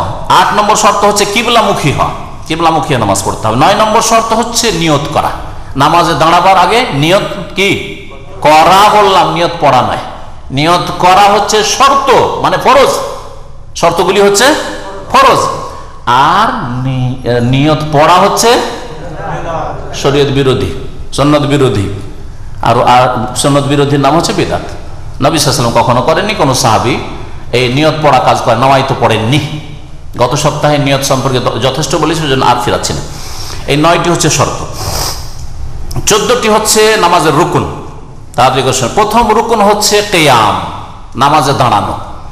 যে কিয়াম মাল কুদরা, যদি কেউ দাঁড়াতে পারে সক্ষম, তাহলে তার জন্য বসে ফরজ নামাজ পড়া জায়েজ না। শুনে রাখে, বসে কোন নামাজ জায়েজ নয়? ফরজ নামাজ পড়া জায়েজ নয়। সুন্নাত নফল নামাজ পড়া বসে জায়েজ আছে, যদিও দাঁড়িয়ে পড়তে পারে, বসে জায়েজ। তাহাজ্জুদ বসে পড়তে পারেন, সালাতুল দুহা বসে পড়তে পারেন, কিন্তু নেকি 50% পাবেন, অর্ধেক পাবেন। 2 রাকাত পড়ে 1 রাকাতের নেকি পাবেন, 4 পড়ে 2 এর নেকি পাবেন। চান নাকি এরকম? চান? তাহলে কেন বসে বসে খোঁড়ার মতো বসে বসে কেন এসা পড়ে ওই নফল পড়া? কফিলের ডিউটি করে কি বলছে, ওভার টাইম না করে ওভার টাইম লিখানো অনেকে। আর যদি 8 ঘন্টা ডিউটি করে আপনাকে বলা হয় 8 ঘন্টা ডিউটি করেন, কিন্তু 4 ঘন্টার আপনাকে বা 6 ঘন্টার দিব আপনাকে, নেবেন? পয়সার ক্ষেত্রে রাজি হন না, আর নামাজের ক্ষেত্রে, আল্লাহ পাকের ইবাদতের ক্ষেত্রে আল্লাহ অত নেকির দরকার নেই, অত নেকি আমার লাগবে না, সুতরাং তোর নফল পড়বো 2 পড়বো 1 নেকি নেব, তাই না? এটাই তো বুঝায়। কেন পড়বেন এরকম? নবী করিম সাল্লাল্লাহু আলাইহি ওয়াসাল্লাম এইরকম এশার নামাজের পরে তার সাহাবীরা এশার নামাজের পরে এইরকম বসে খোড়া লোকের মতো বসে নফল পড়েননি। শুনে রাখেন, ভালো করে সংশোধন করেন। হ্যাঁ, নবী সাল্লাল্লাহু আলাইহি ওয়াসাল্লাম পড়েছেন দীর্ঘ লম্বা তাহাজ্জুদের পরে বেতর পরে 2 রাকাত বসে নামাজ পড়েছেন। সুতরাং তাহাজ্জুদ গুজার মানুষের জন্য জায়েজ। যারা তাহাজ্জুদ পড়ছেন, তাহাজ্জুদ পড়ে ক্লান্ত হয়ে গেছেন, মনে করছেন যে বসেই বেতরের পরে 2 রাকাত পড়ি, জায়েজ আছে। কিন্তু এশা পরে শুরু করেছেন মসজিদে বসে বসে খোড়া লোকের মতো, এটা সুন্নতের খেলাফ কাজ। আর অর্ধেক নেকি পাবেন। নেকির ক্ষেত্রে অনীহা, প্রয়োজন নেই, অত করবো কি নেকি। 2 নম্বর রুকন হচ্ছে আল্লাহ পাক দাঁড়াতে বলেছে, প্রত্যেকটা দলিল বলি তো লম্বা হয়ে যাবে। কুমুলিল্লাহি কানিতিন, আল্লাহর জন্য অনুগত হয়ে দাঁড়িয়ে যাও। তাহলে কিয়াম, নবী সাল্লাল্লাহু আলাইহি ওয়াসাল্লাম দাঁড়িয়ে নামাজ পড়েছেন, আর যখন সক্ষম থেকেছেন, অসুস্থ না হলে, আর আল্লাহ পাক কিয়াম করতে বলেছেন। দ্বিতীয় রুকন হচ্ছে তাকবীরাতুল ইহরাম, তাকবীরে তাহরিমা, তাকবীরে তাহরিমা বা তাকবীরাতুল ইহরাম, যেটা নামাজের প্রথমের তাকবীর, আল্লাহু আকবার, এটা হচ্ছে রুকন, দ্বিতীয় রুকন। মিফতাহুস সালাতে তুহুর, নবী সাল্লাল্লাহু আলাইহি ওয়াসাল্লাম বলেছেন নামাজের চাবি হচ্ছে পবিত্রতা। ওয়া তাহরিমুহা আত-তাকবীর, নামাজের তাহরিমা হচ্ছে কথা কাজ হারাম দুনিয়ার, তাকবীর আল্লাহু আকবার। তাহলে আল্লাহু আকবার হচ্ছে নামাজের রুকন। আল্লাহু আকবার দিয়ে শুরু করতে হবে। গত সপ্তাহে বলেছি আল্লাহর অন্য কোনো গুণবাচক বা গুণগান পেশ করে নামাজ শুরু করা জায়েজ নয়, হবে না নামাজ, যেমন অন্য ফিকহের কিতাবে রয়েছে, ভুল কথা। তৃতীয় রুকন হচ্ছে সূরা ফাতিহা পড়া। সূরা ফাতিহা পড়া নামাজের রুকন, ফরজ। এটা ইমামের জন্য ফরজ, একাকী নামাজীর জন্য ফরজ, মুক্তাদির জন্য ফরজ, বিশেষ করে যেই নামাজে শোনেন না ইমামের, হ্যাঁ, সিররি নামাজ, অথবা দূরে আছে ইমাম থেকে, মাইকে তো নামাজ এখানে না হয়, দেখছেন দেশে তার মাইকে হয় না। দ্বিতীয় তৃতীয় কাতার থাকলে ইমামের আওয়াজ শুনতে পায় না, যদিও মাগরিব এশা নামাজে ফজর নামাজ আছে, তাহলে যখন শোনে না, কি কি কি শুনছে? আল্লাহ শুনতে না বলেছেন, যে যুক্তি তারা পেশ করে সূরা ফাতিহা কেন পড়বো না, শুনবো, কোথায় শুনছেন আপনি? তাহলে জোহরে পড়েন, আসরে পড়েন, কত রাকাত নামাজে পড়বেন? হ্যাঁ, 17-র মধ্যে 11 তো পড়তেই হচ্ছে, আর বাকি যে 6 রাকাত আছে, এই 6 রাকাত যদি একটু দূরে থাকেন, ইমামের আওয়াজ আসছে না, সেখানেও না পড়লে নামাজ হচ্ছে না। ভালো করে শুনে রাখেন, বাকি 6 রাকাতে মাগরিবের 2 আর এশার 2 আর ফজরের 2, এই 2 3 দুগুণে 6, এই 6 রাকাত যখন জোরে ইমাম কিরাত করছে আর শুনছেন, আর পড়ার সময় পাচ্ছেন না, অথবা এই ক্ষেত্রে বড় যেহেতু ইখতিলাফ জটিল, আর 2 দিকে দলিল 18, 19, 20, হ্যাঁ, তার মানে এদের দলিল কম মজবুত নয় আর এদেরও মজবুত নয়।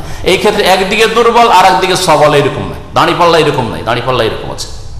কথা বুঝতে পেরেছেন? এই জন্য এই ক্ষেত্রে নামাজ হবে না আমরা বলছি না, কিছু ওলামারা বলছেন নামাজ হবে না এই ক্ষেত্রে। ইমাম বুখারী যেমন বলছেন, ইমাম শাফি বলছেন, তারা বলছেন নামাজ হবে না, কিন্তু ইমাম আহমদ বিন হাম্বল, তারপরে বহু সাহাবায়ে কেরাম তার আগে, তারপরে আপনার ইমাম ইবনে তাইমিয়া, ইবনুল কাইয়িম, শেখ ইবনে বাজ, ইবনে উসাইমিন, ইমাম নাসিরউদ্দিন আলবানী রাহমাতুল্লাহ আলাইহিম আজমাইন, এরকম বহু মুহাক্কিক গবেষক রয়েছেন যারা গবেষক, যারা কোনো গোঁড়া আলেম ছিলেন না, তারা কোনো মোকাল্লেদ অন্ধ, কোরআন হাদিস ছেড়ে অন্ধ কারো মোকাল্লেদ ছিলেন না। তাদের ফতোয়া হচ্ছে যে যখন শুনছে শুনে নেওয়াই যথেষ্ট, কিন্তু যখন শোনে না খবরদার জোহরে চুপ করে বসে থাকবেন না, আসরে চুপ করে বসে থাকবেন না, মাগরিবে তৃতীয় রাকাতে, এশার তৃতীয় চতুর্থ রাকাতে চুপ করে যদি দাঁড়িয়ে থাকেন ইমামের পেছনে, নামাজ হবে না। কারণ নবী সাল্লাল্লাহু আলাইহি ওয়াসাল্লাম সাল্লাল্লাহু আলাইহি ওয়াসাল্লাম ইয়াকরা বিফাতিহাতিল কিতাব, যে ব্যক্তি সূরা ফাতিহা পড়ে তার নামাজ হয় না। শুনলেও না, পড়লো না, শুনলে না হয় পড়ার বিকল্প হয়তো, আল্লাহু আলাম। তবে কারো মনে যদি এর উপর তৃপ্তি না হয়, তাহলে সেই ব্যক্তি, যেমন ইমাম শাফি, ইমাম বুখারী, তাদের মনে তৃপ্তি হয়নি, তাদের ফতোয়া সেটা, আপনি পড়েন, আপনার মত সেটা, তাদেরও দলিল রয়েছে, আল্লাহু আলাম। তাহলে সূরা ফাতিহা পড়বেন। সূরা ফাতিহা পড়া কি রুকুন ফরজ।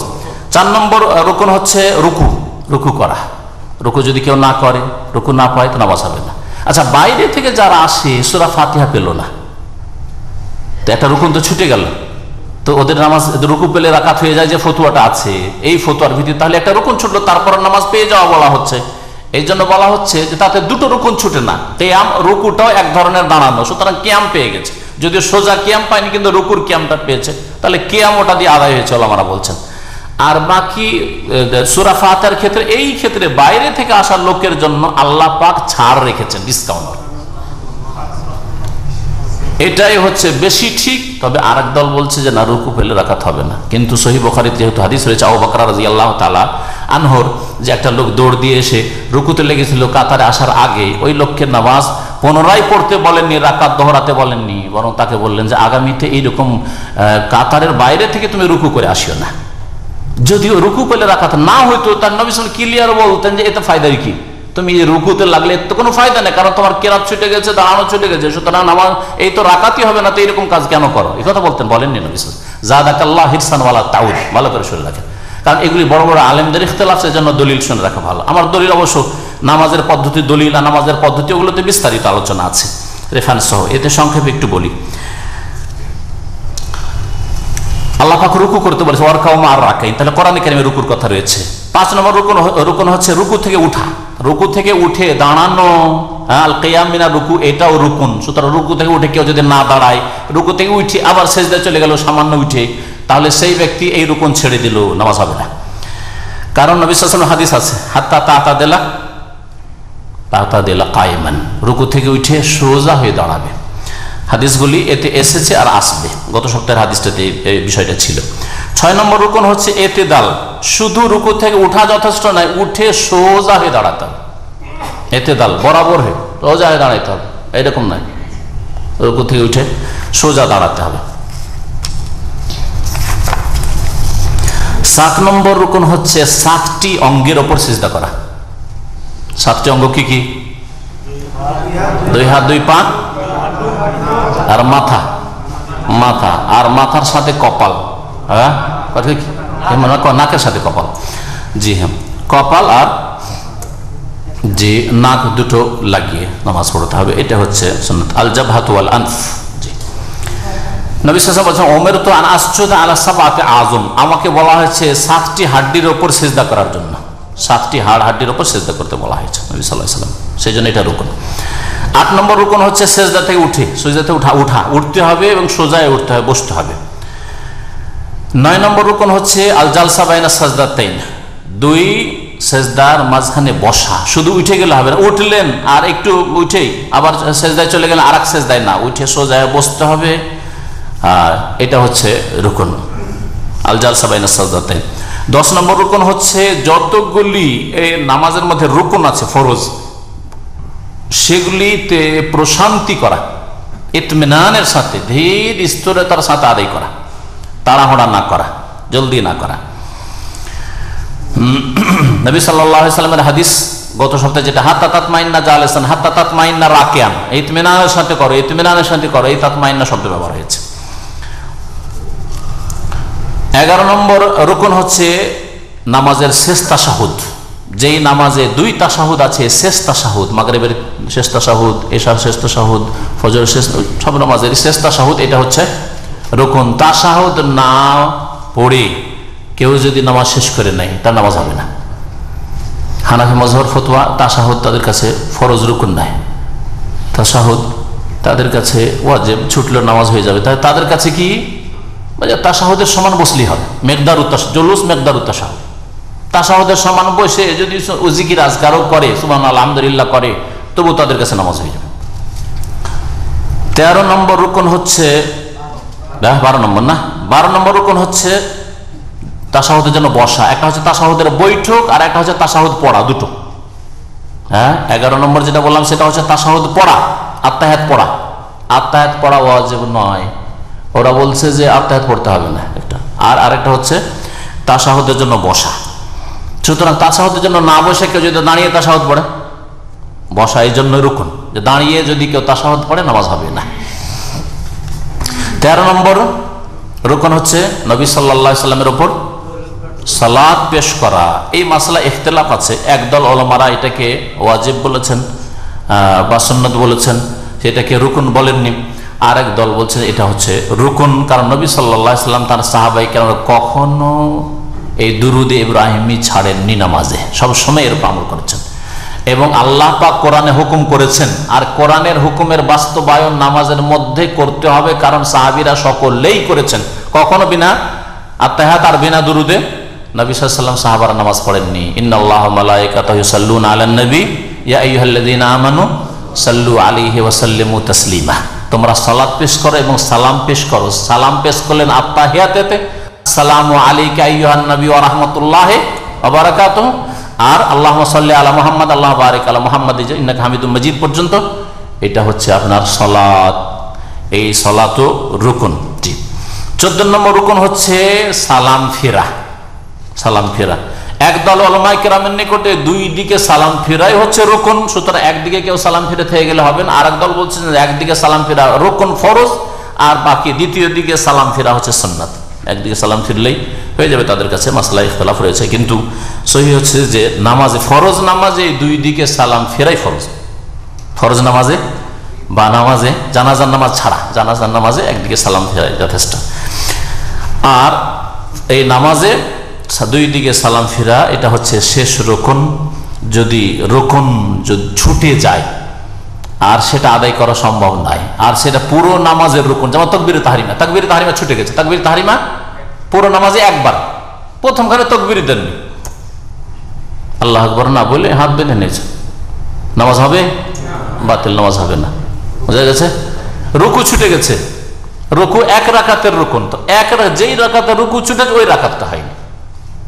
সেজদা ছুটে গেছে, যেই রাকাতে সেজদা ছুটে গেছে অথবা রুকু থেকে সোজা দাঁড়াননি, তাড়াহুড়া করেছে, ওই রাকাতটা হয়নি। এই ছিল 14টা রুকুন যেগুলি ফরজ। ইচ্ছা করে ছুটলেও নামাজ হবে না, ছাড়লে, আর ভুলে গিয়ে যদি ছুটে যায় ভোলার কারণে, তাতেও নামাজ হবে না। আর বাকি 8টি হচ্ছে ওয়াজিব, নামাজের ওয়াজিব। আর ওয়াজিবগুলিও ফরজ, কিন্তু রুকুন থেকে ভিন্ন, রুকুনের মতো না। পার্থক্য কি হুকুমের দিক থেকে? যে ওয়াজিবাতগুলি যদি কোনো একটি ছুটে যায় বা একাধিক ছুটে যায়, তাহলে ছুটে যায় মানে অনিচ্ছাকৃত ছুটে যায়, ভুলে গিয়ে থাকেন, তাহলে সেজদা সহ করলে নামাজটা হয়ে যাবে, ঘাটতি পূরণ হয়ে যাবে। আর যদি ইচ্ছা করে ছাড়েন তাহলে রুকুনের মতো, রুকুনের সাদৃশ্যতা রয়েছে, তাহলে নামাজ হবে না। যেমন তাকবীরে তাহরিমা ছাড়া বাকি তাকবীরগুলি, যখন রুকুতে গেলেন কি বলেন? আল্লাহু আকবার, হ্যাঁ এটা, হ্যাঁ, তারপরে সিজদায় গেলেন আল্লাহু আকবার, সিজদা থেকে উঠলেন আল্লাহু আকবার, তাই না? এইগুলি, তো এগুলিকে বলা হয় তাকবীরাতুল ইন্তেকাল। নামাজের একটা অংশ থেকে আর একটা অংশে যাওয়া, মুনতাকিল হওয়া, স্থানান্তরিত হওয়ার যে তাকবীরগুলি রয়েছে, এগুলি হচ্ছে ওয়াজিব। রুকু সেজদার তাকবীর, সেজদা থেকে ওঠার তাকবীর ইত্যাদি। যদি ছুটে যায় কোন একটা তাকবীর, সেজদা সহ দেবে। দ্বিতীয় ওয়াজিব হচ্ছে সামি আল্লাহু লিমান হামিদা বলা। এটা কে বলবে? ইমাম বলবে, একাকী নামাজি বলবে, মুক্তাদি বলবে না। কারণ নবী করিম সাল্লাল্লাহু আলাইহি ওয়াসাল্লাম বলেছেন, ভালো করে শুনেন, কারণ এই ক্ষেত্রেও একদল ইখতিলাফ করেছে যে মুক্তাদিও সামি আল্লাহু লিমান হামিদা বলবে। ওই হাদিসের খেলাফ এটা, যে হাদিস আছে ইযা ক্বালাল ইমামু সামি আল্লাহু লিমান হামিদা, যখন ইমাম বলে সামি আল্লাহ হলিমান হামিদা ফাকুলু, তখন তোমরা বলো রব্বানা লাকাল হামদ ওয়া লাকাল হামদ। তৃতীয় ওয়াজিব হচ্ছে রব্বানা ওয়া লাকাল হামদ বলা। ওয়াও দিয়ে কয়েক রকম ভাবে বলতে পারেন। এটা কে বলবে? হ্যাঁ, শুধু মুক্তাদি? ইমামও বলবে, মুক্তাদিও বলবে, আর মুনফারিদ একাকী নামাজি বলবে। নামাজি তিন রকমের। নামাজি ইমাম, হয়তো নামাজ যে পড়ছে সে ইমাম, অথবা মুক্তাদি জামাতে আছে পিছনে, আর না হলে একা একা নামাজ পড়ছে, একাকী নামাজি। তিন শ্রেণীর নামাজিকেই রব্বানা ওয়া লাকাল হামদ বলতে হবে। বলবে সামি আল্লাহু লিমান হামিদা, তারপরে নিজেই বলবে রব্বানা ওয়া লাকাল হামদ। যখন ইমাম রব্বানা ওয়া লাকাল হামদ বলবে, মুক্তাদিরা বলবে রব্বানা ওয়া লাকাল হামদ। একা নামাজ পড়েছেন, সামি আল্লাহু লিমান হামিদা বলবেন, রব্বানা ওয়া লাকাল হামদ বলবেন। একা, আপনার আর মুক্তাদি না, আপনি একাই নামাজ পড়েছেন, সামি আল্লাহু লিমান হামিদা, রব্বানা ওয়া লাকাল হামদ। 4 নম্বর ওয়াজিব হচ্ছে রুকুতে সুবহান রাব্বিয়াল আযীম বলা। তাহলে রুকুতে তাসবিহ করা হচ্ছে ওয়াজিব, যদি ছুটে যায় তাহলে সহজ সিজদা। 5 নম্বর হচ্ছে সিজদাতে সুবহানা রাব্বিয়াল আলা। এগুলিতে আয়াতের উপর আমল করা হয়েছে। ফাসাব্বিহ বিসমি রাব্বিকাল আযীম যখন সূরা ওয়াকিয়ায় নাযিল হইল, তখন নবী সাল্লাল্লাহু আলাইহি সাল্লাম বললেন যে ইজআলুহা ফি রুকুইকুম, এর উপর আমল করো তোমাদের রুকুতে। যখন সূরা আলা নাযিল হলো, সাব্বিহ ইসমা রাব্বিকাল আলা, তখন নবী সাল্লাল্লাহু আলাইহি ওয়াসাল্লাম বললেন ইজআলুহা ফি সুজুদিকুম, এটার উপর আমল করো, এর বাস্তবায়ন করো তোমাদের সিজদায়। 6 নম্বর রুকন হচ্ছে 2 সিজদার মাঝখানে বৈঠকে কি বলা? দুটো তরিকা আছে। একটা হচ্ছে রব্বিক ফিরলি রব্বিক ফিরলি রব্বিক ফিরলি, বা রব্বিক আল্লাহুম্মা গফিরলি ওয়ারহামনি ওয়াহদিনি ওয়াআফিনি ওয়ারযুকনি। কোন কোন রিওয়ায়াতে আরেকটা বাড়তি আছে অজবরনি। অজবরনি ছাড়া সহিহ বুখারীতে আছে, যেমন আগেরটা বললাম এটা সহিহ বুখারী, আল্লাহুম্মা গফিরলি ওয়ারহামনি ওয়াহদিনি ওয়াআফিনি ওয়ারযুকনি, ওখানে অজবরনি নেই। অন্য রিওয়ায়াতে আল্লাহুম্মা গফিরলি ওয়ারহামনি ওয়াহদিনি অজবরনি ওয়ারযুকনি ইত্যাদি। এটা ওয়াজিব। তাহলে 7 নম্বর হচ্ছে প্রথম তাশাহুদ। 4 রাকাত বিশিষ্ট বা 3 রাকাত বিশিষ্ট নামাজে প্রথম যে তাশাহুদ, এটা জোহরে, আসরে, মাগরিবে, এশাতে, ফজরে নেই। তাহলে 4 ওয়াক্ত নামাজ আছে। প্রথম তাশাহুদ এটা কি ওয়াজিব। যে প্রথম তাশাহুদ ছুটে যায়, সুবহানাল্লাহ সুবহানাল্লাহ বাধ্য করবেন না ইমামকে। ইমাম যদি দাঁড়িয়ে গিয়ে থাকে আর ফিরবে না, কারণ সহজ সিজদা করে নেবে। 8 নম্বর ওয়াজিব হচ্ছে তাশাহুদের জন্য বসা। কোন তাশাহুদের জন্য? প্রথম তাশাহুদের জন্য বসা। প্রথম তাশাহুদের জন্য বসা। এই ছিল নামাজের ওয়াজিব কয়টি? 8টি। নামাজের রুকুন কয়টি? 14টি। আর নামাজের শর্ত কয়টি? 9টি। টোটাল কতটি? 31টি। আপনাদের আগে আমি বলতে পারলাম। যদি আমার আগে বলতে পারতেন তাহলে প্রাইজ পেতেন, তাই না? 31 না? এখন হিসাব করেন। যে নামাজ ঠিক করলো বাকিটা ঠিক হয়ে যাবে ইনশাআল্লাহ। সাল্লাল্লাহু আলাইহি ওয়া মুহাম্মদ ওয়া আলা আলিহি ওয়া সাহবিহি বলেন। জমির বন্ধক, প্রচলিত দেশে যে জমির বন্ধক রাখা, কট রাখা, এটা সুদ, জায়েজ নয়। বন্ধকের বিধান আমার বক্তব্য আছে, 1-1.5 ঘন্টার শুনে নেবেন, আল্লাহর রাস্তায় হারাম আছে। একটা প্রশ্ন, যারা গাড়ি চালক ড্রাইভার, তারা ইশারা সিগন্যালে দেরি হওয়ার কারণে অনেক সময় জামাত পায় না, এরকম কি? জামাতে নামাজ পড়া ওয়াজিব, ফরজ। এই জন্য জামাতে অবহেলাকারী গুনাহগার। আপনি আজানের আগে আপনি গাড়ি বন্ধ করে দেন। যারা ট্যাক্সি চালাচ্ছেন, ভাড়া ট্যাক্সি, আজান হয়ে গেল তারপরে প্যাসেঞ্জার কেন ওঠাচ্ছেন? আজান আল্লাহু আকবার হয়েছে, আমার কাজ বন্ধ, ট্যাক্সি থামিয়ে দিলাম, নামাজ পড়তে ঢুকেন। দূরে যাবে কাস্টমার, দূরে যাবে, তখন আপনি ধরিয়েন না। আর না হয় তার সাথে বলে নেন যে দেখো ভাই, তোমার ঠিক আছে এয়ারপোর্ট নিয়ে যাবো, কিন্তু আর নামাজটা এয়ারপোর্ট যেতে যেতে আমার নামাজ জামাত ছুটে যাবে। 9-10 গিয়ে আল ফুরকান মসজিদে নামাজ পড়বো, তুমিও পড়বে, আমিও পড়বে। আমার অনেক দিনই ভাইরা আছেন যারা ইসলামিক সেন্টার আসেন, আমি জানি যে ওরা এরকম করে। চল আপনি নামাজ, বেনামাজিকে উঠিয়েছে, আমাকে অনেক সময় এরা বলে বেনামাজি নামাজ পড়বে না, তাকে উঠিয়েছে ওরা, চল, কিন্তু শর্ত তার সাথে আগে করে নিয়েছে যে নামাজ পড়বো।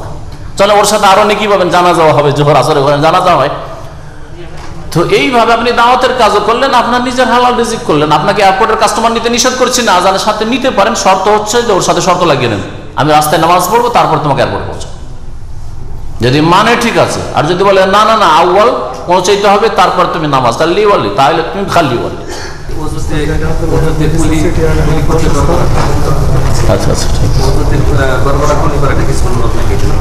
উযুতে গড়গড়া কুলি করা সুন্নত না ওয়াজিব, এই ক্ষেত্রে ইখতিলাফ আছে। তবে সুন্নতে মুআক্কাদা অবশ্যই, এতে কোনো সন্দেহ নেই। আর ইচ্ছা করে কুলি করা আর নাকে পানি দেওয়া ছাড়বেন না। অনেক ওলামারা এটাকে ওয়াজিব বলেছেন, কারণ সেটাও আল্লাহ যে চেহারা ধুইতে বলেছেন, চেহারের অন্তর্ভুক্ত মুখের ভিতরটা মুখ গহ্বর আর নাকটা, সেই জন্য নাকে পানি দেওয়া, নাক পরিষ্কার করা আর কুলি করা কেউ ওয়াজিব বলেছেন, কেউ সুন্নাতে মুআক্কাদা বলেছেন। সুন্নাতে মুআক্কাদা নিশ্চিত, সেই জন্য ইচ্ছা করে ছাড়বেন না।